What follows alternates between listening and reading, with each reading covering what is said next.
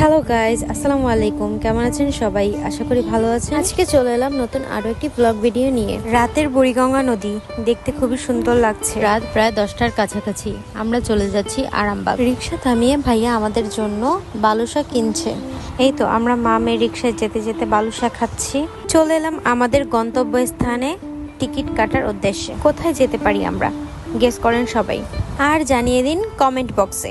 এখানে সবাই ডিসকাস করছে কার কয়টা সিট লাগবে। যেহেতু সেখানে অনেকগুলো বাস কাউন্টার ছিল, আমরা ঘুরে ঘুরে দেখছিলাম কোন বাসটা নেওয়া যায়। এখানে আমার মেয়ে বায়না করছে ও বাসে উঠে দেখবে, কিন্তু বাসে যাত্রী থাকায় ও সাথে সাথেই নেমে গেছে। আর বাসটা পছন্দ হয়নি, তার পিঙ্ক কালার আর ব্লু কালার বাস লাগবে। তারপর সে জিদ করছিল তাকে আজকে কেন নিয়ে যাচ্ছে না, তার এক্ষুনি যেতে হবে। এখানে তাকে বোঝানো হচ্ছে আমরা ব্যাগ নিয়ে আসবো, যেদিন আমরা ব্যাগ নিয়ে আসবো সেদিন আমরা যাব।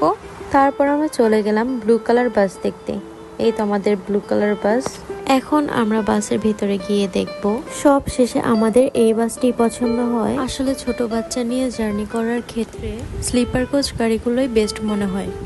আমাদের টিকিট কাটা ডান। রাত যেহেতু অনেক বেজে গেছে, প্রায় 12:30টার কাছাকাছি, আর ক্ষুধাও লেগেছে, তাই আমরা চলে গেলাম নাজিরা বাজার। ব্যস্তময় একটি জায়গা যেখানে এখনো জ্যাম লেগে আছে।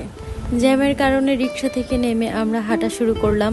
তারপর দেখছিলাম কি কি খাওয়া যায়। এত ক্ষুধা লেগেছিল যে খাবারের ছবি তুলতেই ভুলে গেছি।